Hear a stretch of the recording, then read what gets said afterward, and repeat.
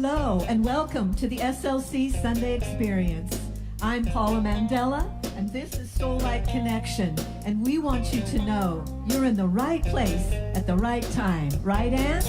That's right, just where you were meant to be. And we want you to sing along with us because we know and you know your soul is welcome here. I'm in the right place at the right time. I am just where I am meant to be. I'm in the right place at the right time.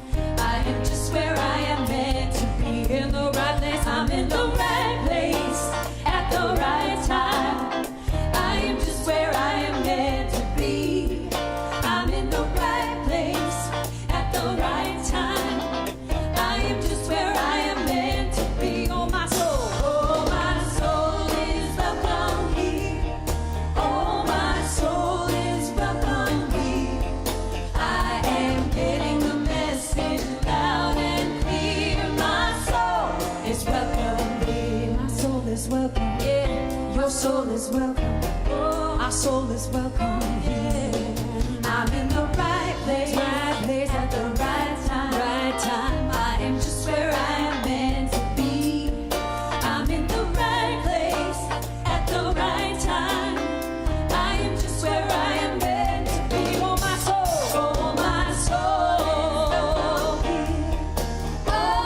soul is welcome here. I am getting the message loud and clear. My soul is welcome. Oh my soul is welcome. Oh my soul is welcome. Oh my soul is welcome here. I am getting the message loud and clear. My soul is welcome. I'm getting the message. I am getting the message loud and clear. My soul is welcome here. My soul is welcome here. Put your hands together. My soul is welcome here. Tell them about it, Lorene. My soul is welcome here. My soul is welcome here. My soul is welcome. My soul is welcome here. My soul is welcome here. My soul is welcome. I am getting the message loud and clear. My soul is welcome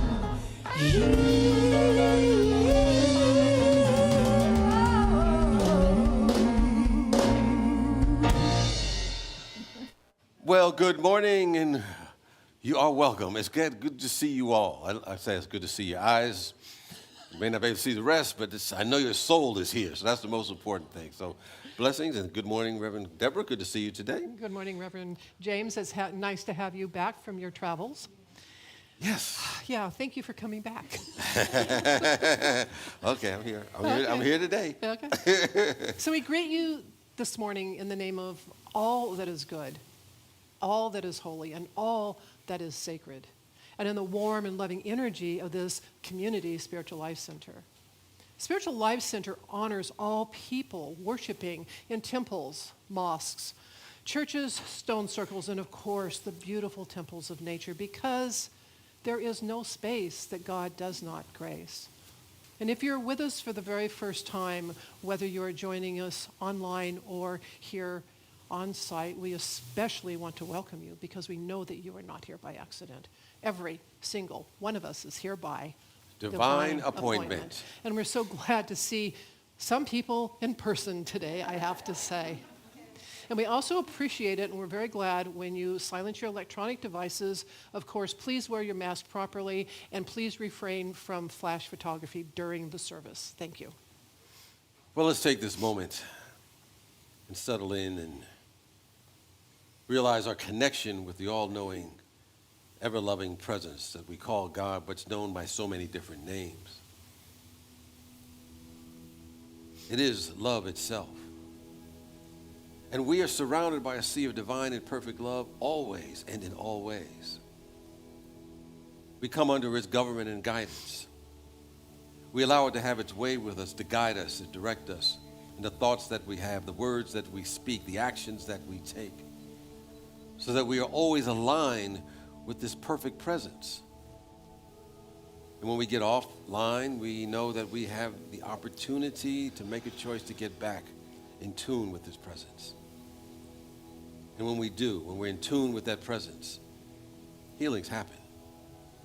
Upliftment happens. The ability to move through challenges and difficulties and so-called human problems no longer have sway with us because we are hooking on to something far more powerful than anything that is happening in the outside world. This divine presence lies within us, is our very life and being. And we're grateful to be the vessels, the channels for its expression so we may radiate it from where we are and touch all of those who cross our path, and it ignites a remembrance of who they are as children of the Most High. So for this and so much more, we're grateful and thankful as we go forth doing our part to anchor on earth a little bit more of the ever-expanding good in our life and in our world. So it is, and so we let it be. Amen. Spiritual Life Center has an important mission, and I invite you to join in as we affirm it together. To transform lives as we love, serve, and remember. And we do so as we live out these 5 basic universal principles to the best of our ability, knowing that as we do our part, Spirit will provide the increase along the way. And those principles are: God is absolute good and everywhere present. People are inherently good. Thoughts create our experiences. Prayer and meditation are how we connect with God. We must take action. And speaking of action, we're going to have some action you have an opportunity to participate in. We have Monica, who's our prayer chaplain coordinator, to share a few words and an opportunity for you as a possible part of this. Thank you. And it is action. Absolutely. Good morning. And, you know, the first thing that I want to share with you is I am deeply grateful and honored to serve our ministers and each of you, each congregant, each member, as your prayer chaplain coordinator. What an honor. So I started my journey here in November of 2002. So I was enrolled in that very first chaplain class with Reverend Faith. And it has been a part of my journey that has been woven into my professional and personal life. It has been a way for me to stay online, to stay centered wherever I am. And so originally when I made that decision to become a prayer chaplain, I was really committed to love, serving, and remembering. Well, I'll just serve. This is an opportunity for me to serve. However, as I look at my path and the experience that I've had all these years, I have been served with love, with kindness, and filled up in my own life. I can tell you about my past, said Mother Teresa, but I'm only a little wire. God is the power. So I'm wondering, anyone who might be sitting here with us today and anyone in our virtual audience, is your inner God voice nudging you?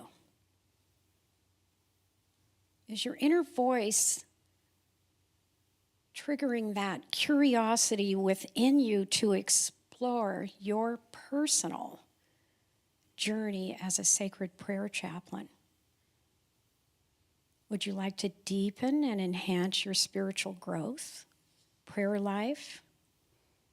Experience that healing transformation as you are filled with love and compassion, serving our beautiful community.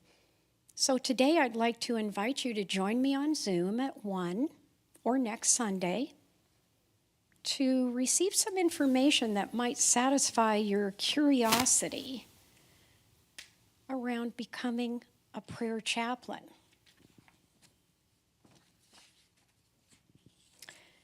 So you can register online or just show up. You can go to the hub. And as I close, I want to share one of my favorite affirmations by Reverend James Trapp. I want you to just feel this. I am open and receptive to receive the unlimited good the Spirit of the living God joyously and generously offers me. I am blessed, and I return the blessings many times over to the world. It is already done. So in February, we are offering a beautiful prayer class, and I have the privilege of facilitating this class. And the class and the name of the book is How to Pray Without Talking to God. And some of you are probably familiar with Reverend Linda Martella-Witzett's. This is an award-winning book. I've studied it over the years. I've taught the class, and I've also been in the presence of Reverend Linda Martella-Wittzett, who, by the way, is the vice president of Silent Unity Prayer for Unity Worldwide Ministries. In fact, a week ago at 8 o'clock, she's in Florida. I had picked up her phone and talked to me. And it was 8 o'clock California time. Hi, Monica. I know you're Spiritual Life Center. So this book is in preparation. It's an introduction to affirmative prayer. So some of you may be sitting here or out in our virtual audience and saying, okay, that's great. What's in it for me? Well, you'll learn to develop a deeper spiritual practice. You'll enhance your relationship with Spirit. You'll deepen your realization of divine power as revealed through prayer. And you'll realize and live your true divine identity that is your birthright. And that's going to start in February, so you can sign up online. Please join me for this journey of prayer. Thank you. Thank you, Monica. And I believe now we're going to ask... Oh, wait a minute. I got ahead of myself. We get out of practice. I'm so excited. We take 2 weeks off from being here, and we get all out of practice. You know, we know how music blesses and uplifts our spiritual community, right?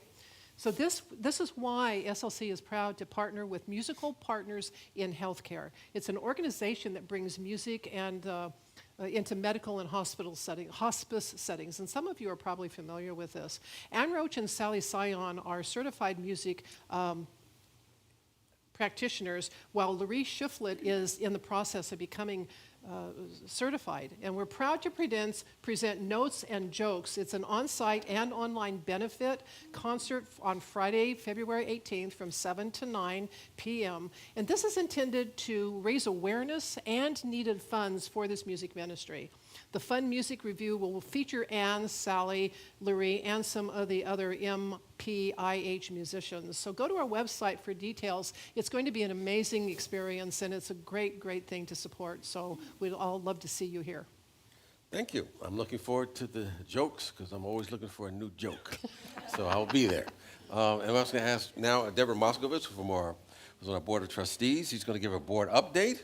So thank you, Deborah.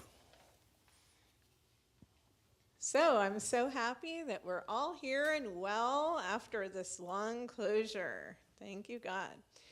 There is some board business to tell you about. We will be having a membership meeting that will be both on-site and virtual on Sunday, January 30th from 1 to 2:30. Governing members will vote on a nominating committee. We will be looking for 2 governing members at large to be on that committee. And so if you would like to be on the nomination committee, or you know someone who does, please reach out to us and let us know. Everyone is welcome to this meeting, which is on January 30th. And also, we be on the lookout for an email about congregant outreach. A team is going to reach out to those who opt into a phone call check-in, just to see how you're doing. Just want to, if you haven't been here for a while, maybe just to say hello and hope that you come back. Finally, the board has begun quantum living training with Gary. This class will go on for 5 more weeks, and it's just so that we can get to know each other as a board and work better together. So thank you, and welcome back. Thank you, Deb. Get with you. And remember, you can find out all of the happenings at SLC by going to our website, slcworld.org. You can also go to look at the bulletin board, and of course, you can always talk to somebody at the hub. Well, at this time, I invite any of the chaplains that are here this morning or any board members that are present, if they would stand. We have a couple board members and chaplains. We have 4 board members. Okay, we got several. First, the chaplain. Monica's our chaplain in residence this morning, and they're available. She's available to pray with you. If you have any challenges you want to have prayed for, or you just want to celebrate something, she'll be able to hold that high consciousness with you, and she'll be able to meet with you here in the sanctuary or in the courtyard right after the service. So we thank for the prayer consciousness that Monica and the rest of the chaplains hold for our community.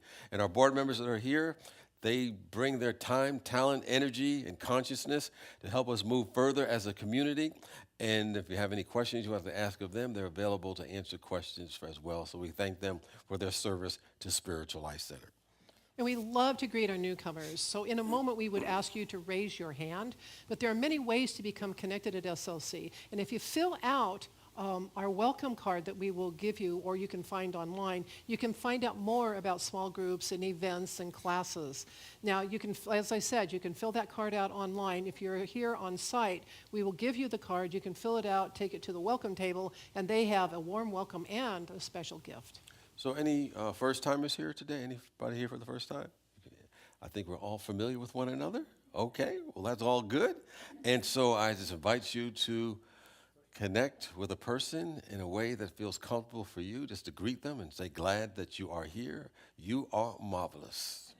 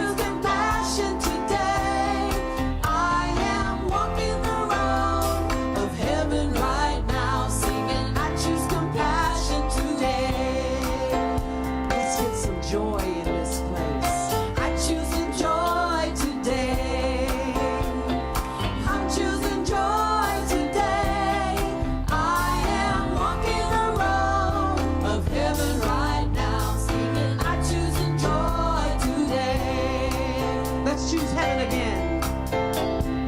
I'm choosing heaven today. That's what I'm choosing. I'm choosing heaven today. I am walking the road of heaven right now, singing, I'm choosing heaven today. I am walking the road of heaven right now, singing, I'm choosing heaven today. Walk the road. I am walking the road of heaven right now, singing, I'm choosing heaven today. That's what I'm choosing.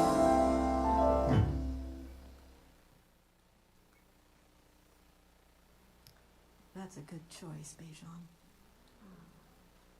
I think we should all choose. If we all choose heaven, imagine what our life will be, what our world will be, what our experience will be. I'd like to ask you to affirm with me out loud from wherever you are our vision statement. Spiritual Life Center is a loving, vibrant family that welcomes home all people and accepts everyone, no exceptions, weaving ancient spiritual traditions with emerging wisdom.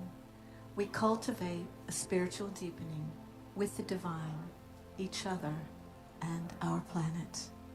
And now, in preparation for meditation, this beautiful chant by Ricky Byers. Blessed always.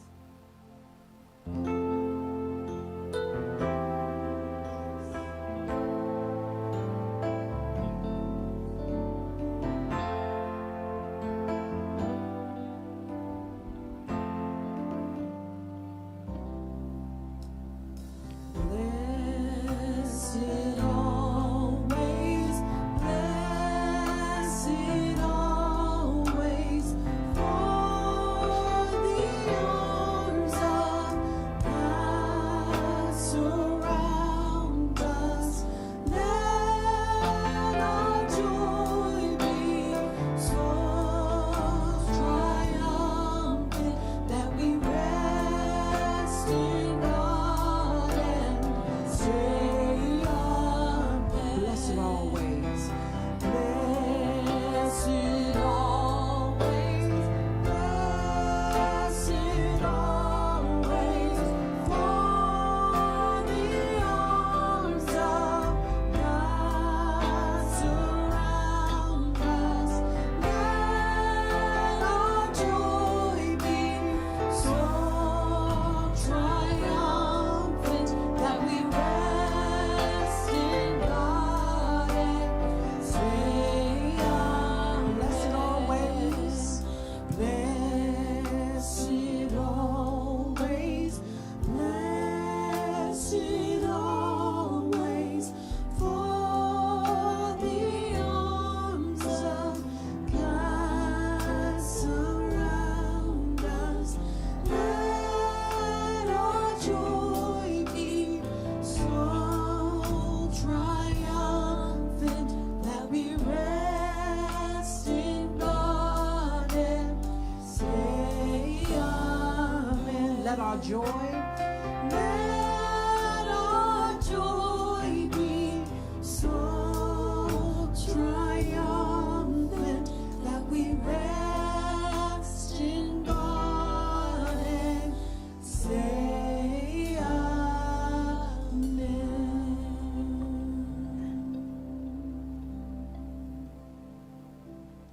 Blessed always, we rest in God and we say, Amen. Take a deep breath as we move into this time of contemplation and slowly exhale. In the next cycle of breaths, allow your body to relax. Drop your shoulders. Relax your eyelids. As you breathe naturally, allow your consciousness to float up and away into a light daydream. In this daydream, you're looking at the palm of your hand.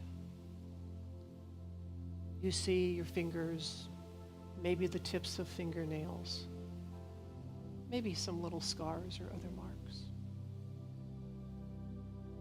And then you look at the lines in your palms.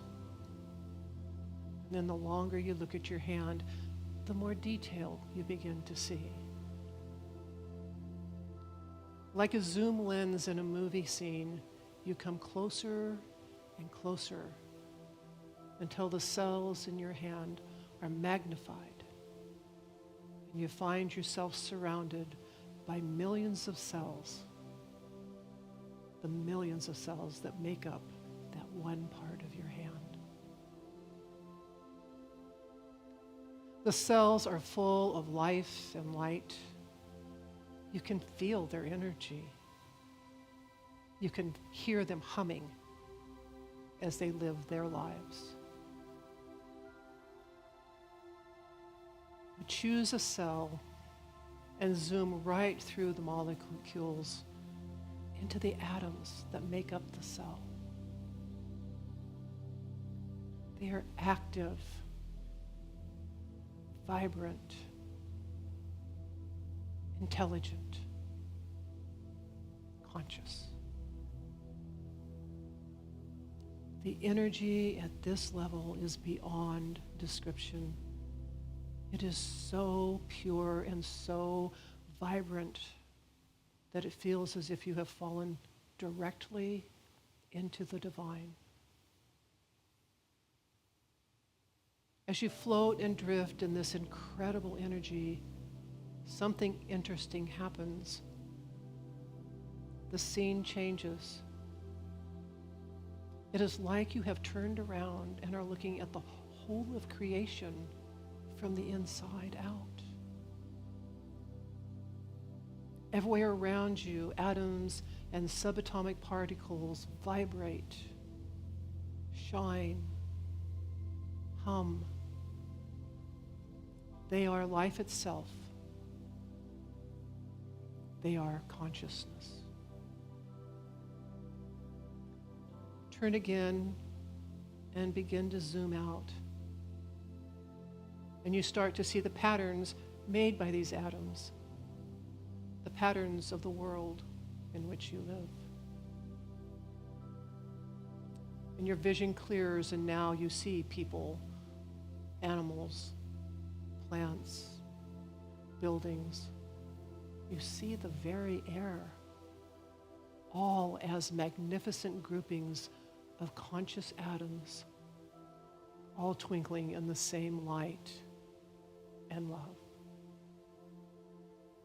You are at once an observer and participant in the divine quantum soup of life. You experience yourself as you really are, a soul composed of the divine energy we call atoms. You are conscious. You twinkle. You swirl in the cosmic dance with the all, and you ignite your inner power as you float in the silence.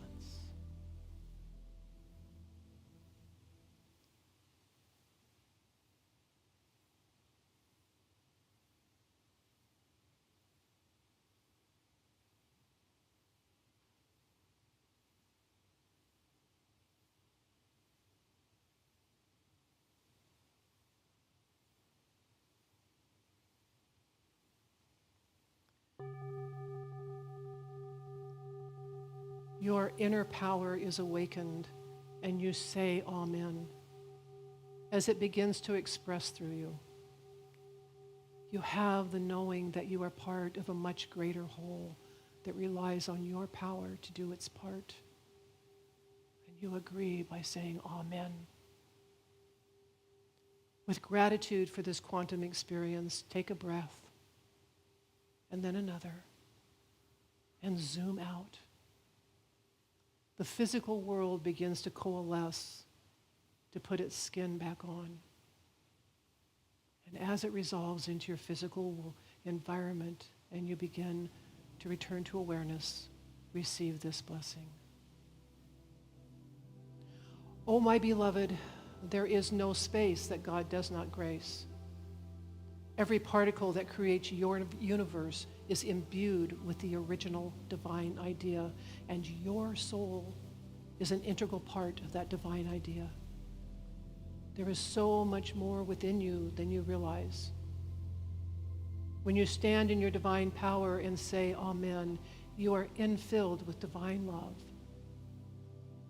And it is divine love that changes the world. Remember this. Always.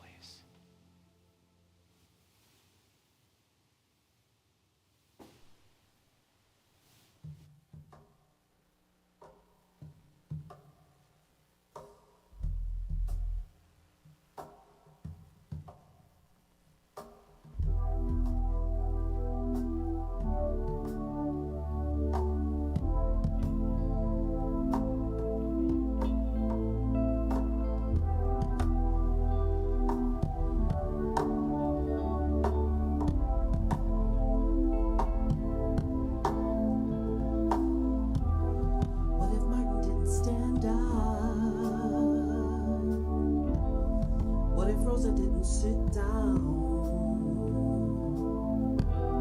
What if Malcolm didn't man up? Where would we be now? What if Marley didn't get up, stand up? What if Du Bois didn't come to advance us? Mandela didn't come to teach us? Where would we be now? We are the ones we've been waiting for. We can change the world. We can change the world with our love, love, love, love, love, love, love, love. 'Cause it's up to us.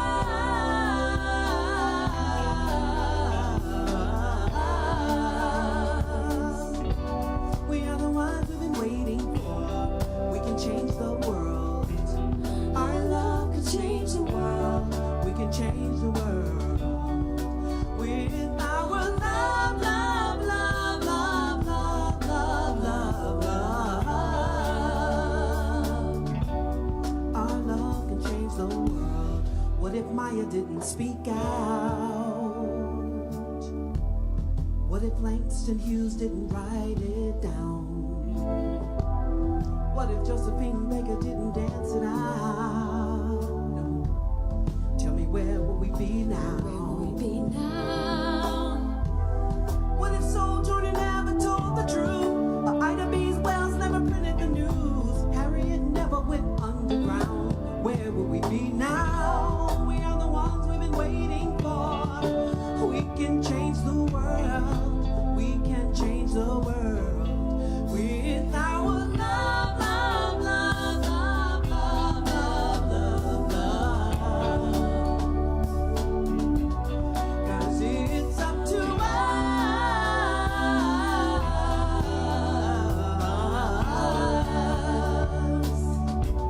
We are the ones we've been waiting for. We can change the world.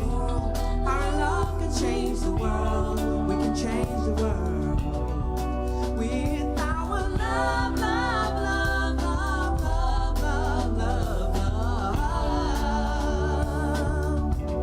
Our love can change the world. Me too, I matter, you matter, we matter. Together we are love. Me too, I matter, you matter, we matter. Together we are love. It's gotta be all of us to stand up and speak out with all of our love, love, love, love, love, love, love, love, love. 'Cause it's up to us.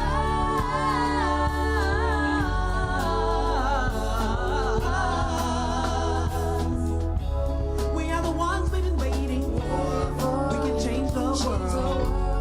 Our love can change the world. We can change the world.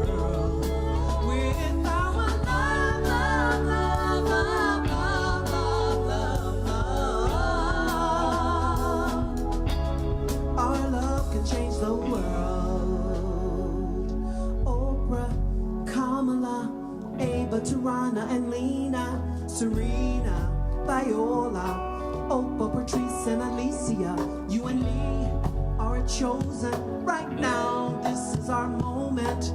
We are a people of motion. Our love's gonna change the world.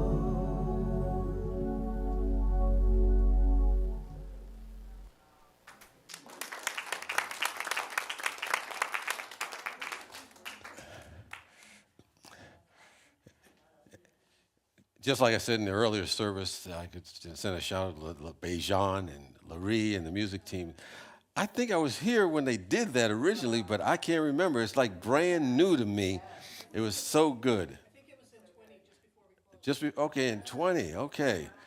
Wow, but it really sums up, the possibilities of the human spirit and reminds us that we all are on the shoulders of someone that's come before us. The progress that we have made in our world.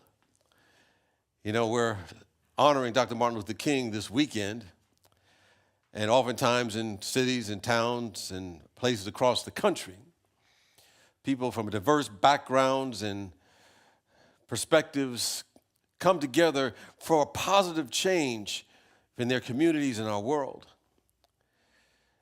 I recall the day that I got the word that Dr. King had been assassinated. I can't believe that I was still alive back then, but I guess time is, let's put it this way.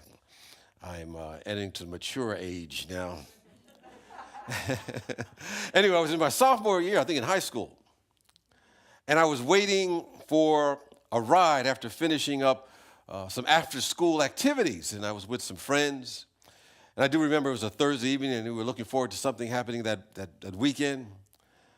And we were just hanging out, at the time. And, I just seem to remember that day I was just kind of leaning against the wall, after school with hanging out with some of my partners in crime, so to speak.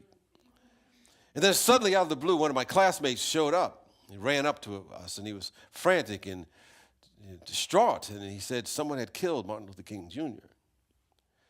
Now, I have to admit, at that time, I didn't really grasp the full impact of that event and what it meant. But I realized at that moment, something extinguished our innocence in that moment. I mean, after all, there was an individual who was seeking to do the right thing the right way for the right reason. It had a high consciousness. How could it happen to someone like himself? I think at the time, I had very little appreciation of the power of Dr. King's philosophy of nonviolence or the spiritual perspective from which he had come. I didn't understand that until many years later. I began to study him more closely. And like a number of my young and impatient friends and classmates during that time, we thought that his philosophy was impractical. We thought it was foolish what he was doing. Until I began to understand that it had spiritual roots in the work of Mahatma Gandhi and in the philosophy of Henry David Thoreau. Over the years, I've learned several powerful lessons from Dr. King, from his work, from his speeches, and the things that he's done over time. I've learned some lessons in truth that I believe can help us in the here and now, to help us as individuals, to help us as a collective society in a world, so we can fulfill our potential as spiritual as well as human beings. So I want to share 5 of those lessons of many. He had a whole bunch of them. If I took more than these 5, we can go on all day, and I know that y'all would be leaving after a while. So there's so many more than 5, but I just happen to pick these 5 to focus on today. And the first lesson is this, is that every crisis presents an opportunity for a greater good. I recall speaking to a young man who felt a sense of despair in his life. He was seeing so many challenges in his community. He was witnessing all the divisiveness that was taking place around him, not only in his community, but even beyond that. And I let him know, I understand where you're coming from. I have that kind of same hopelessness at times. But he was surprised when I said that, such events, when they take place, can be a good thing. He was startled because he said, how can that be? And I simply said that sometimes when things take place like this, that we don't like, that really are contrary to what we want to see happen, that are harmful to us in our view. These things can be evolutionary triggers to wake us up to our true nature, to wake us up as spiritual beings, to remind us to take whatever action is needed to help us realize we are all part of one spiritual family. There's a writing called The Essentials of Martin Luther King Jr., I Have a Dream, and other great writings, I think is the title of it. And the author or the editor of that quotes Dr. King as saying that every crisis has both its dangers and its opportunities. Each can spell either salvation, it can save us, move us forward, or can doom us or bring us down a dark spiral. And I would add that the choice, of course, is always ours to make, because how we see a particular situation determines what it will be for us. And I believe our mission, should we choose to accept it, and I believe it is a mission possible, not a mission impossible, a mission possible, is to accept that. And I think Dr. King accepted his mission, but he knew it wouldn't be easy. He noted in one of his famous quotes that the arc of the universe is long, but it bends toward justice. And sometimes the movement toward justice that he was working for emerges sometimes out of a tragic event, something that is so horrific that you can't imagine that something good can come out of it. Some may be familiar with this historical event in which Emmett Till in 1955, he was a 14-year-old.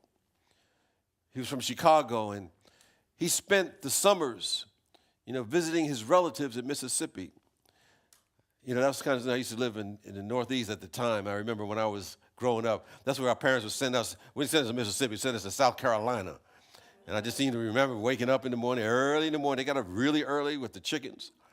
And you had to go out there, and get some eggs and, hear the roosters and see the pigs and, pick different fruits and vegetables. And it was very different from what I was used to. But anyway, he was in Mississippi and he was tortured to death. His body was mutilated and his face was disfigured beyond recognition. And this was done to him for something he did not do by some vigilantes at that time. And at his funeral, Emmett Till's mother, who wanted to make sure his son did not die in vain, removed from his head a bag, a covering, because it covered up his mutilated and disfigured face. It was really very, very, very, very gross from a human perspective. And the photos of his body were seen in every major publication in the United States and across the world. And it shocked the sensibilities of nearly everyone who saw it at that time. And then on top of that, the men who were accused of this heinous crime against him or act against him were all acquitted in about an hour and 7 minutes of deliberations. Devastated by what she saw on the television, as well as the acquittal, Rosa Parks, who was one of the people that they were making mention in that video and they sung about. It was shortly after that she refused to give up her seat, and that sparked the Montgomery bus boycott.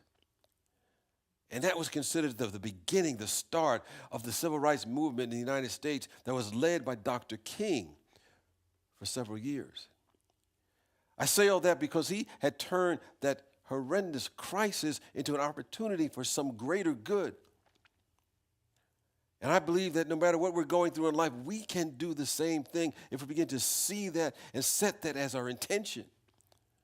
We can do that for our individual lives, no matter the things that we face, but we can also do it as a collective to begin to bend the arc of the universe toward justice in our own unique ways, in our own unique approaches.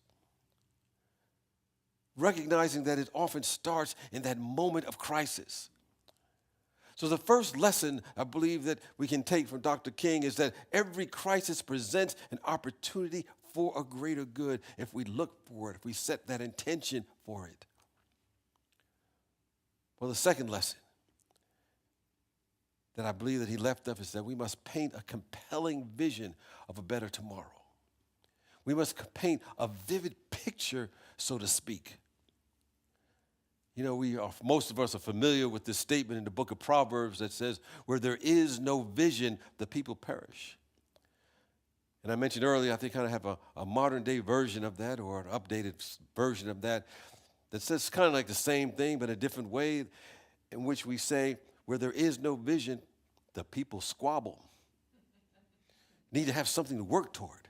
Need to have something that you're focusing your eye on in order to stay in alignment for the high possibilities that are available for us. And I would say that, you know, America, our world, if we look at all the things that are going on, probably this needs a compelling vision. Sometimes we come together when there's a tragedy, but really a compelling vision would be so much better. And sometimes I ask, when was the last time that we had such a compelling vision that really captured our attention, that captured the essence of who we are, that made our souls stir? Maybe it's the time that Dr. King said, I have a dream. And he began to speak about his dream of the possibility of all people coming together, working together, being creative together for a bigger idea. Understand, a vision is something so clear in our mind, we can see it in our imagination. We can see it in our imagination. And it serves as a roadmap for a successful life, because if we don't have it, we'll become directionless. You know, there's an old proverb that says that if you don't know where you're going, any road will take you there. You got to know where you're going. You got to have a clear vision. And vision will take us from where we are to where we want to be, because that's what I think the universe supports us. We get support along the way, but it has to know exactly what it is. We have to have some direction. Even if it's not totally perfect, I always say, set the direction. The Spirit will make the correction along the way. But set the direction, then it knows what to support. It has magic to it. And the steps along the way, without our understanding how or why, will begin to show up. And this whole Spirit of living God that sometimes we can't put in words will begin to move through us, help us grow through and up to these visions that are there for us. It doesn't matter what level it may be on. I was sharing that, you know, during the holiday, I spent a lot of time with my son Jalen, who was home from college during the holidays. And besides his school, you know, one of his really passions is hip-hop music. And so, you know, he puts a lot of stuff online and different platforms and so forth. And he said he started creating a vision of having more fans, more followers, you know, on these platforms. And so he went on, you know, he said, well, I'm going to focus on TikTok. That's the latest thing, you know. Well, I don't know if it's the latest thing. It's the latest thing for me, you know. Whatever they invented this morning would probably be something new. But he was working on TikTok, and he came up with this duet thing where somebody does a beat and then he raps to it, and he ended up getting like 1.5 million views on it. And then that increased his number of followers from like 2,000 or 3,000 to over 100,000. And he said he had this vision of it happening, but he said, man, it happened so fast. I just set that vision a couple months ago. And he said, you know, I needed to have another project to follow up on, you know, the success. And luckily, he had already worked on something to have, you know, another album, and then he put it on there in anticipation of that moment. You know, as we think about the power of painting a compelling vision, I'm reminded of someone else in history during the era of Reconstruction. And I shared the story about an uneducated domestic worker. She was a child of slaves, and she had a vision for her life that seemed to be impossible based upon where she came from. But she set out to move from simply being that domestic worker to having her own product line for hair products. And she wanted to do this all over the country.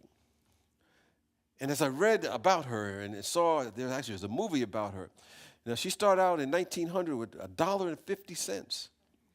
And she started her own company just from that. And by 10 years later, she had like 5,000 agents all over the United States selling on her behalf.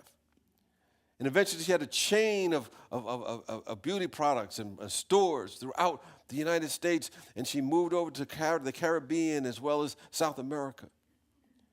And eventually this woman, Madam C.J. Walker, despite what appeared to be impossible and incredible odds against her, became one of the first self-made women millionaires in the United States. But she had a compelling vision for herself. She had a compelling picture of what she wanted. And she demonstrated the power of capturing and believing in a compelling vision to create a whole new future, not only for herself, but for so many of the people that worked for her. You know, that's what Dr. Martin Luther King, and even though he didn't complete the vision, he set the intention. But the whole idea of having that compelling vision, we can do the same for ourselves. We can do the same for the world in which we live. So the second lesson from Dr. King is create a compelling vision. Create a vivid picture of a better tomorrow, whether it's for ourselves, whether it's for our family, whether it's for our communities, our spiritual communities, our state, our country, the world. Then there's the third lesson for Dr. King. And that is to act according to our highest values, no matter what. Stick with that. What do you really believe deep inside? You know, during the civil rights movement, he said many were tempted to resort to violence to advance their cause. And during that time, some of those folks did. And Dr. King, like Mahatma Gandhi before him, called upon his followers to adhere to a higher standard. And he reminded those folks that were part of his movement that we must not allow our creative protests to degenerate into physical violence. Again and again, we must rise to the majestic heights of meeting physical force with soul force, is what he called it, a spiritual essence, a spiritual power. You know, there's a story that demonstrates how in a moment of truth, he held firm to his values, and he wasn't going to be moved to go outside of what he believed in. You know, he was in a crowd of people, and I think he was leaving a speech or a rally at the time. And out of that crowd, a very well-dressed man came out, and he asked him, "Are you Martin Luther King?" And Martin Luther King said, "Well, yes, I am." And he said that very well-dressed man at that moment just spit on him. Now, the average everyday person, well, maybe speaking for myself, I don't think I would have been too happy about that. I probably reacted in an instinctive way that would not be of a high consciousness. But in that moment, Dr. King took out his handkerchief.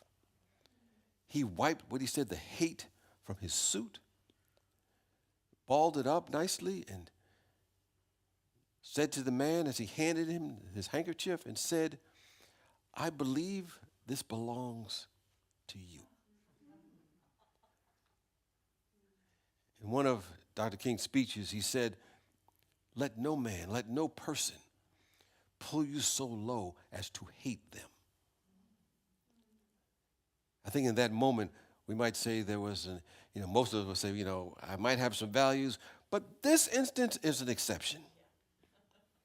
This is where I need to say, no, it doesn't really apply. Most probably people would have said, I need to break away what I say I believe in and my belief system just this one time, and then I'll go back. But King didn't do that. He held fast to his values even when severely tested in that moment. So lesson number 3 from Dr. King, act according to your highest values and act consistently no matter what. And then I think there's lesson number 4 that he brings us.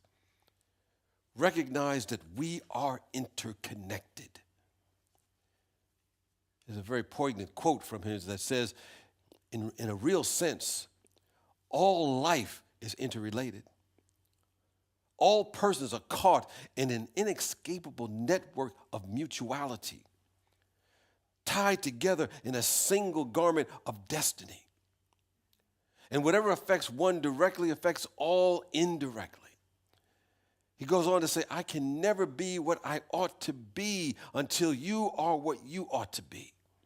And you can never be what you ought to be until I am what I ought to be. He says this is the interrelated structure of reality.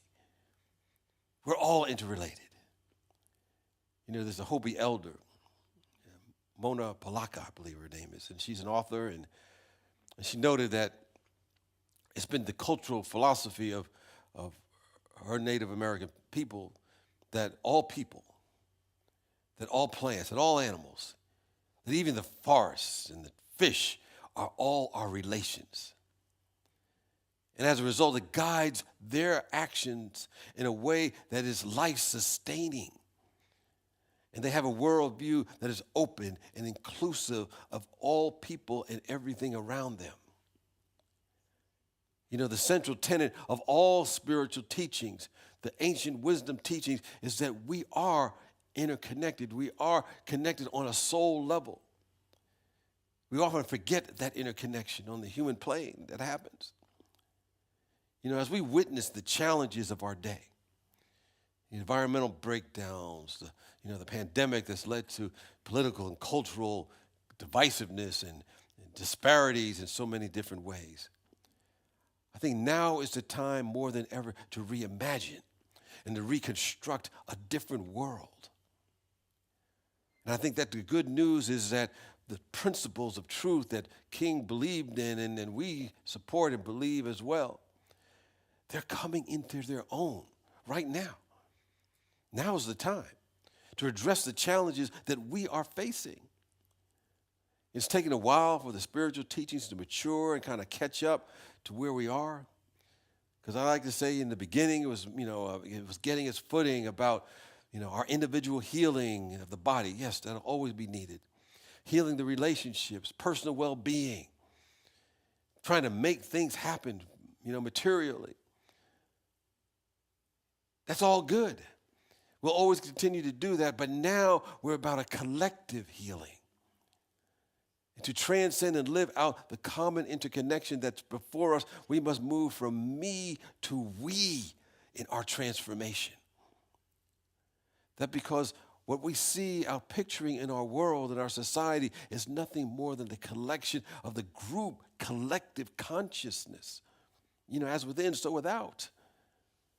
Because as we change, as we grow and expand individually and as a society and identify with our true nature, we become the leaders who create a world that works for all.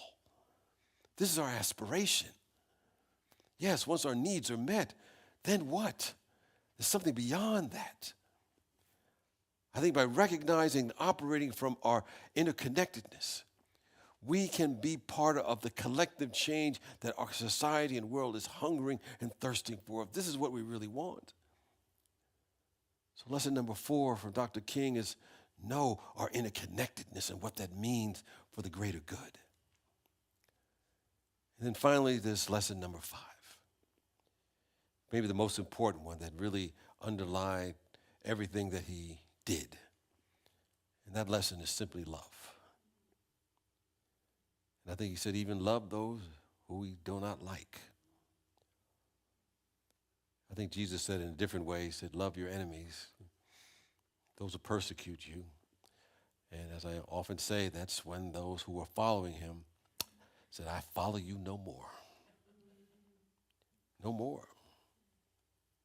That's the hard lesson. King wrote a note after someone asked him, well, what do you believe the meaning of love is? And he wrote a note in hand. And he said that love is the greatest force in the universe. It's the heartbeat of the moral cosmos. He said he or she who loves is a participant in the being of God. King focused on the role of love as key to building healthy communities, expansive communities, and the ways in which we love can and should be at the center of all our social interactions. So for Dr. King, love is a key part, or the key part of creating communities that work for everyone. Not just the few at the expense of the many. And he recognized that love wasn't a mushy or easily dismissed emotion. That's on the human love level. But this kind of love is central to the kind of community that he envisioned because it rains on everyone. He made a distinction between the forms of love which are key to our human experience. He called it eros, philia, and most importantly, he talked about agape love. The first two are more of the human level, but agape is really that mystical, spiritual something. Because agape means understanding and redeeming goodwill for all men and women. It's an overflowing of love which seeks nothing in return. It does it because that's what it is. It can't help itself. Sometimes people say that means that I have to, hang out with the people I don't like or go to dinner with them. No, it doesn't mean any of that. It means that we see them from the highest point of view, no matter what their flaws may be, and we no longer bring forth the negative energy that we send towards someone that we don't think we like. Because sometimes if they knew better, they do better.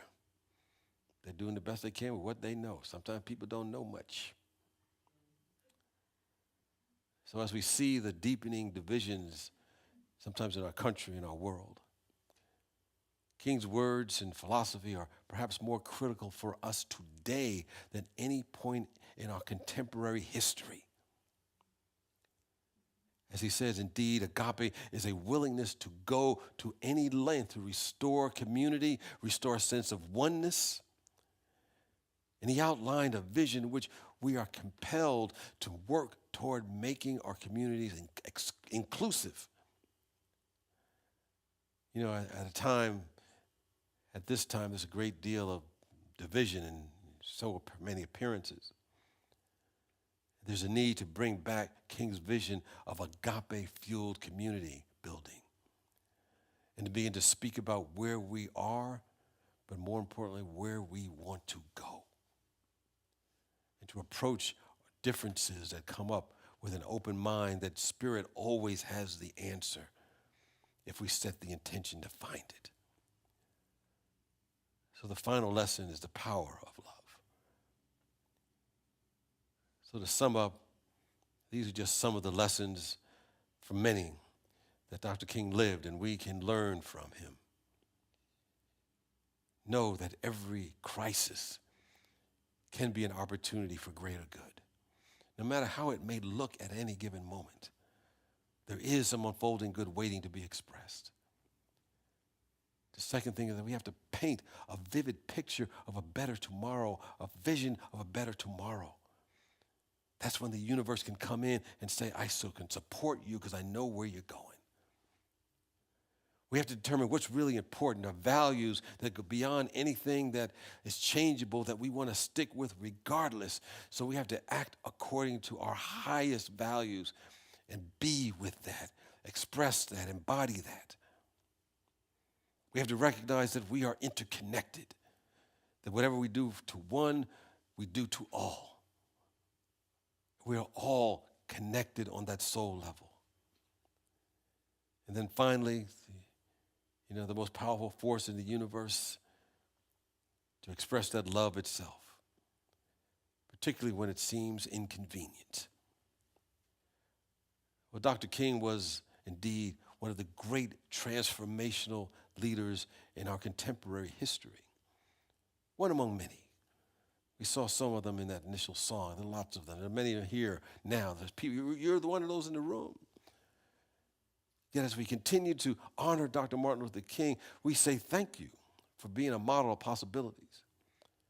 And we do our best to live up to those ideas and ideals that he embodied.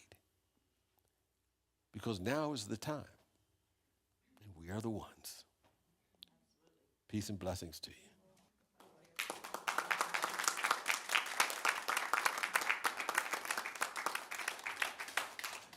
Well, next week I'm scheduled to speak again on Take the Limit Off God. We'll we'll see what that's all about, and I'll figure it out between now and next week. It's now an opportunity for those who are here as well as those who are online.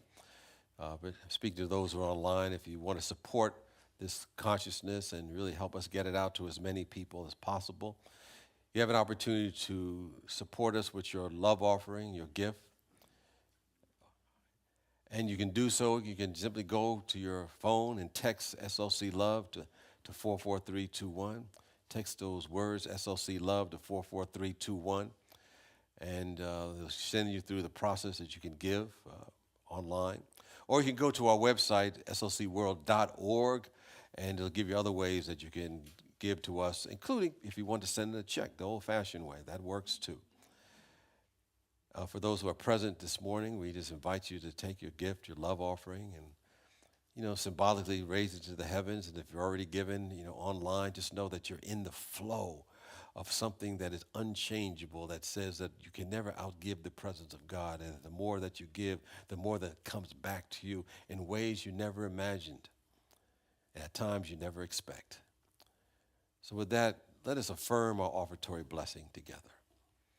Divine love, as me, blesses and multiplies all that I am, all that I have, and all that I circulate. Thank you, God.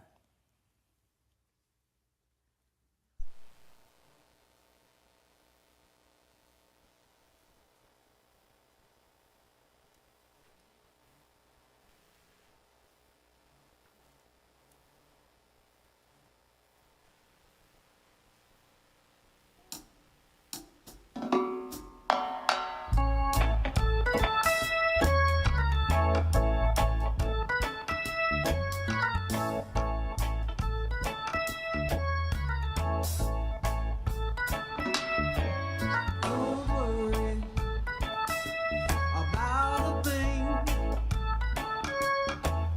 'cause every little thing is gonna be alright. Singing, don't worry about a thing. Don't worry, 'cause every little thing is gonna be alright. I rise up this morning, smiled with the rising sun. 3 little birds pitched by my doorstep, singing sweet songs, a melody pure and true. Singing, this is my message to you. Singing, don't worry about a thing. Don't you worry, no. Every little thing is gonna be alright. Don't worry, singing, don't worry about a thing. No, no, no, don't worry, 'cause every little thing is gonna be alright. Rise up this morning, smiled with the rising sun. 3 little birds singing by my doorstep, singing sweet songs, a melody pure and true. Singing, this is my message to you. Singing, don't worry about a thing. Don't you worry, no. Every little thing is gonna be alright. Don't worry, singing, don't worry about a thing. 'Cause every little thing is gonna be alright. Singing, don't worry about a thing. No, no, no, you don't worry. 'Cause every little thing is gonna be alright. Don't worry, singing, don't worry about a thing. 'Cause every little thing It's gonna be alright.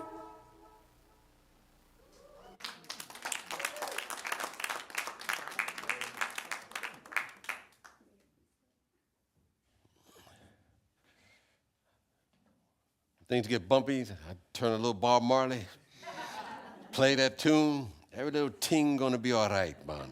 Every little ting gonna be all right. Well, we take this moment to bless and appreciate the gifts and the offerings that have been given, either online or here today, or by direct giving and automatic giving to Spiritual Life Center, to support us in really spreading and expanding the consciousness of the divine, to help people understand who and what they really are. And as we bless and express our gratitude, we know that it increases everything in our life. We bless those who have left prayers in our prayer box, our brand new prayer box by Chris Enright, who put that together for us. Knowing that the prayers that have been left have already been answered of a Spirit of the living God. As that statement says, before they call, I've already answered you. For this presence knows the answer even before we know what the question or the prayer is. So we hold that answer for those, even if it comes from ways and manners that we never imagined. And we send those prayers on to Silent Unity for an additional 30 days of prayer, where they've been constantly praying 24 hours a day for over 100 years.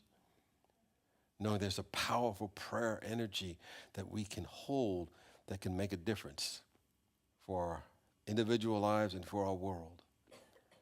So we bless those individuals, knowing that whatever challenges or problems that they seem to be going through or growing through are simply a plaything thing for the Spirit. We know we turn it over to the Spirit and something magnificent can begin to happen if we begin to set that as our intention and look for it. So we go forth now knowing that Spirit is always on the field as we do our part to spread the good word that God is absolute good. Amen. And with that, let us join together as we affirm our prayer for protection. The light of God surrounds us. I am the light of God.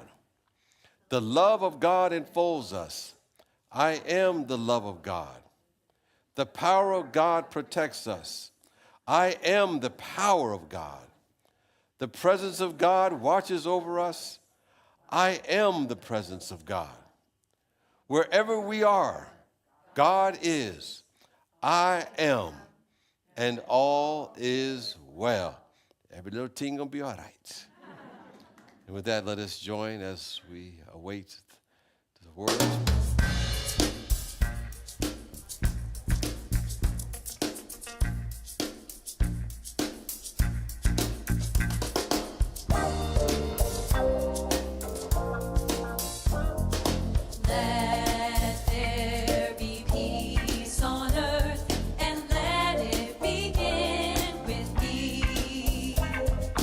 Let there be peace on earth, the peace that